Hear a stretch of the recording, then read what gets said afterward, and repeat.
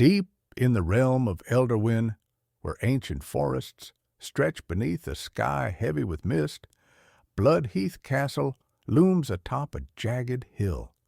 Its dark stone towers, cloaked in twisting ivy, pierce the heavens like the claws of some forgotten beast. The wind moans through its hollow corridors, carrying whispers of a curse that has lingered for centuries.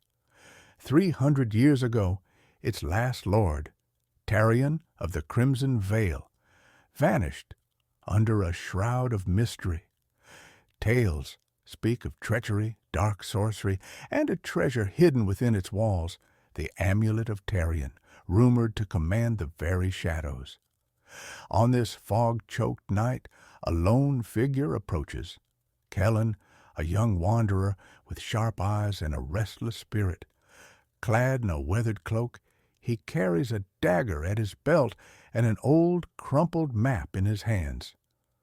Driven by tales of the amulet's power, he steps toward the castle gates, unaware that he's about to uncover a secret far greater and far deadlier than he could imagine.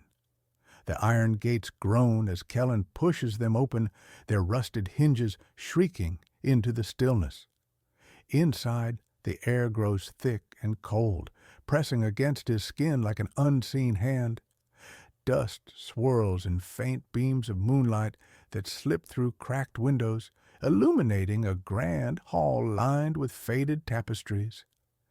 As he takes his first steps, torches along the walls flare to life with no apparent source, casting jagged shadows that dance across the stone. A faint sound catches his ear, footsteps, slow and deliberate, echoing from the darkness ahead.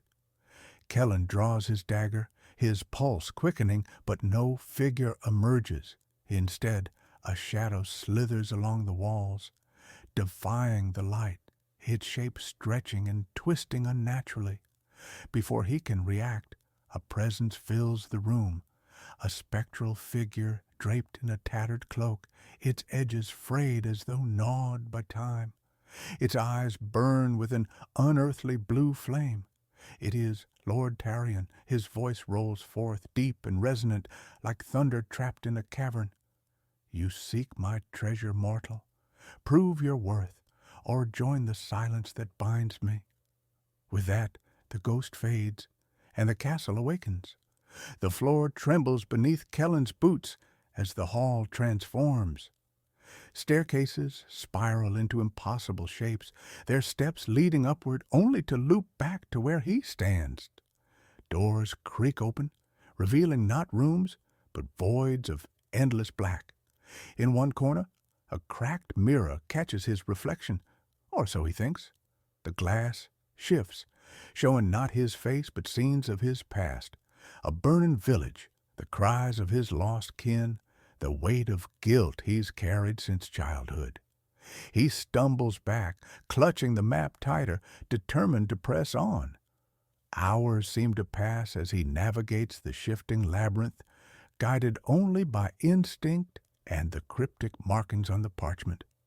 At last, he finds a hidden passage behind a massive fireplace, its stones parting with a low rumble to reveal a small chamber. Inside, a wooden table holds a scattering of brittle scrolls, their edges curling with age. By the flickering light of a torch, Kellan reads the tale they tell. Lord Tarion, once a noble ruler, was betrayed by his brother Arendor. Envious of Tarion's power, Arendor turned to forbidden magic, forging the amulet to trap his sibling's soul within the castle forever. The treasure Kellan seeks is no prize. It's a prison.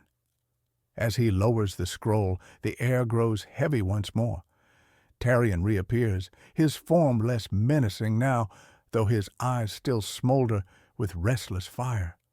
"I am bound by my brother's malice," he says, his voice softer, tinged with sorrow. "He stole my life, and in my rage I cursed his legacy. Free me, and the amulet is yours to claim." Kellan hesitates, his mind racing. He could take the amulet and flee, wielding its shadowed might for himself, or he could risk everything to unshackle a soul he barely understands. After a long silence, he nods. Tarion gestures toward a throne at the chamber's far end, its base concealing a compartment. Kellan pries it open, revealing a dagger, its blade dark and gleaming, etched with runes that pulse faintly red, forged in the blood of the betrayer. "Strike the amulet with this," Tarion instructs, "and sever the chains that hold me." But the castle senses the threat.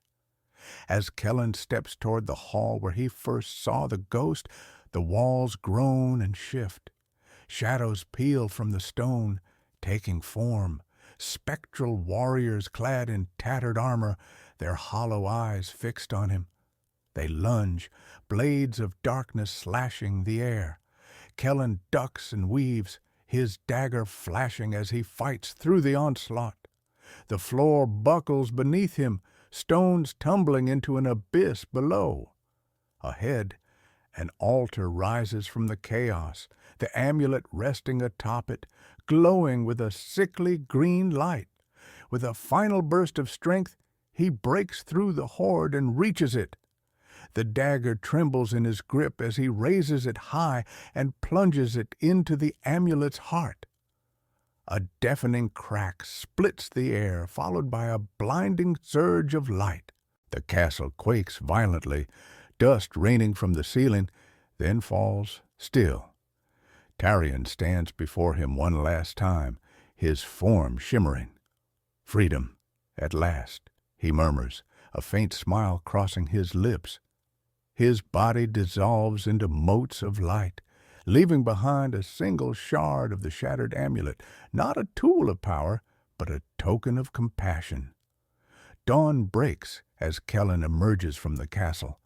The fog lifts, revealing a sky streaked with gold. Behind him, the ruins of Bloodheath Castle soften, wildflowers creeping over its stones as though nature itself reclaims the sorrow. In his hand, he turns the amulet shard, its edges cool against his skin.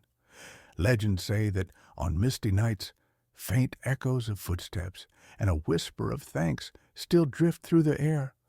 The castle is quiet now, its curse undone.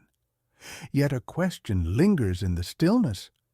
Would you brave its depths to free a stranger's soul?